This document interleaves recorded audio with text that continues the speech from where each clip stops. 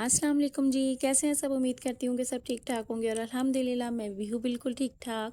बस मौसम की थोड़ी-सी तब्दीली की वजह से आवाज़ थोड़ी-सी ख़राब है और बच्चे भी डिस्टर्ब हुए हैं। आज सुबह-सुबह छुट्टी का दिन तो नहीं था जी, लेकिन दिल कर रहा था कि जी मैं छुट्टी कर लूँ। लेकिन फिर ख़ैर मैंने सोचा छुट्टी कर ली तो बड़ी परेशानियाँ हो जाती हैं छुट्टी करने में, क्योंकि आज बच्चों की थोड़ी-सी तबीयत डिस्टर्ब थी और ख़ास तौर पे बड़े बेटे की।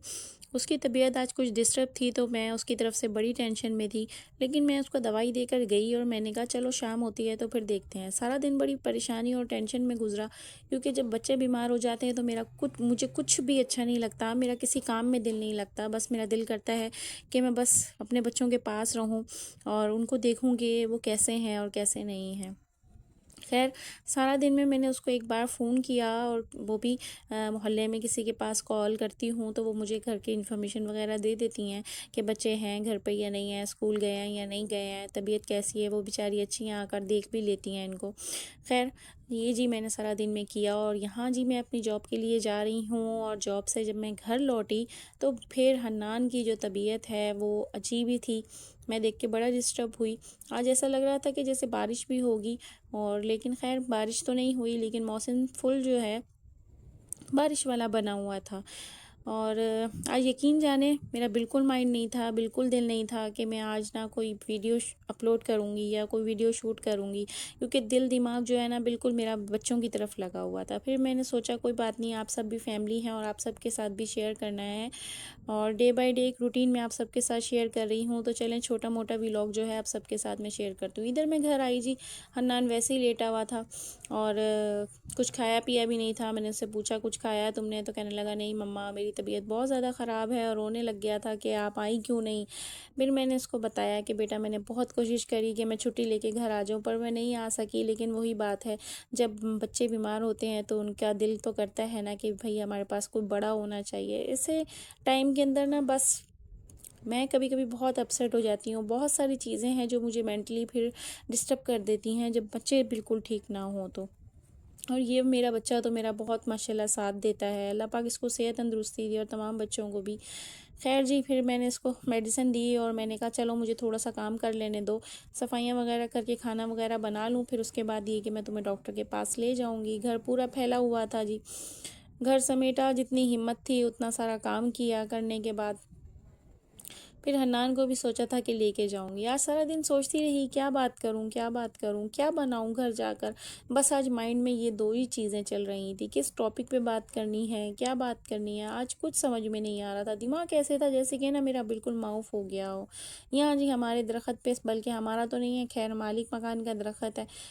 तो कौवे ऊपर बैठते हैं, बहुत गंद कर देते हैं और सफाई करनी फिर बड़ी मुश्किल हो जाती है। मैंने कहा चलो हाथों हाथ लगे, हाथ यहाँ सफाई कर ही रही हूँ तो यहाँ से भी थोड़ा सा इसको क्लीन कर लेती हूँ। सुबह उठेंगे तो फिर वही गंद हो जाएगा। फटाफट किचन में आई और किचन में आने के बाद जी मैंने पहले वे जो कल के बर्तन पड़े हुए थे वो मैंने फटाफट से समेटने शुरू करे, क्योंकि अन्नान की तबीयत ठीक नहीं थी। आज सुबह से ही, सुबह स्कूल जाते हुए मैं इसको तैयार जब कर रही थी तो मैंने इसको बोला, मैंने कहा अन्नान आप स्कूल चले जाना, छुट्टी नहीं करना, क्योंकि सुबह भी जाते हुए मैं मेडिसिन दे गई थी इसको, लेकिन इसे कोई फ़र्क नहीं पड़ा था। और फिर घर का काम भी कोई नहीं हुआ था। मैंने कहा चलो जी मेरी ड्यूटी है, मुझे तो करना ही है। ज़ाहिर-सी बात है काम से फ्री होंगी तो कुछ खाना-वाना बनाऊँगी इन लोगों के लिए। लेकिन आज मैंने बनाया कुछ भी नहीं था जी। बच्चे कह रहे थे कि आप हमें अंडा फ्राई कर दें, हम अंडे के साथ ही रोटी खा लेंगे। तो फिर मैंने बच्चों को अंडा एक-एक फ्राई कर दिया था, तो उन्होंने इस तरह से खाना खा लिया था। ठीक है जी, और हन्नान को मैंने चाय वगैरह के साथ जो है रस माँग रहा था, तो मैंने चाय के साथ रस मँगवा दिए थे उसको। लेकिन ये कि आज मेरे बच्चे बीमार पड़ जाए ना तो मुझे बड़ी टेंशन होती है। मैंने लोगों के बच्चों से सुना है कि भई नरम ग़िज़ा खा लेते हैं, खिचड़ी खा लेते हैं। मेरे बच्चों का कोई अलग ही सीन है जी।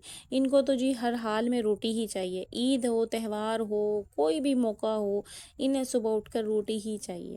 ये चीज़ मुझे बड़ी डिस्टर्ब करती है। बस सुबह-सुबह अब जो है, जब से हम लोग यहाँ आए हैं तो ये इनकी रूटीन थोड़ी-सी चेंज हुई है कि ये चाय बिस्किट माँगते हैं, रोटी नहीं माँगते हैं। लेकिन बुखार में जो है ना इनका बड़ा गंदा सीन है कि इनको बुखार हो जाए तो बस ये फिर कहते हैं कि जी हमें जो है ना मम्मा आप रोटी बना दें, हमारा किसी चीज़ को दिल नहीं कर रहा।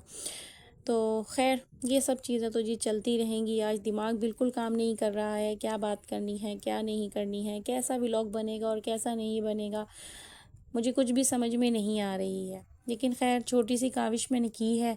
मेरी खुद की भी तबीयत थोड़ी-सी अपसेट हो रही है। वैसे तो सब सही है, लेकिन ये कि बस मौसम की तब्दीली की वजह से ना हर तरफ यही है कि डॉक्टरों की दुकान पे जाओ तो रश लगा पड़ा है, और डॉक्टर तो सही कमा रहे हैं भाई। मौसम ने तो सही की जो रौनकें लगाई हुई हैं डॉक्टरों की दुकानों पे।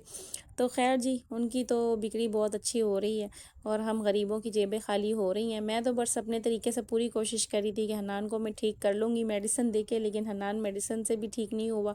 तो मजबूरन फिर मुझे उसको डॉक्टर के पास लेके जाना पड़ा। बड़ी परेशान थी जी आज, मत पूछें आज मैं किस सिचुएशन में ये वीडियो शूट की है और किस सिचुएशन में मैं ये वीडियो अपलोड करने लगी हूँ। तो महीने का एंड चल रहा था, ऊपर से ये बीमार हो गया बेचारा। अब इसका भी कोई कसूर नहीं है, मौसम को भी कुछ नहीं कह सकते हैं जी। ये तो फिर आती जाती तब्दीली है, ये होती ही है।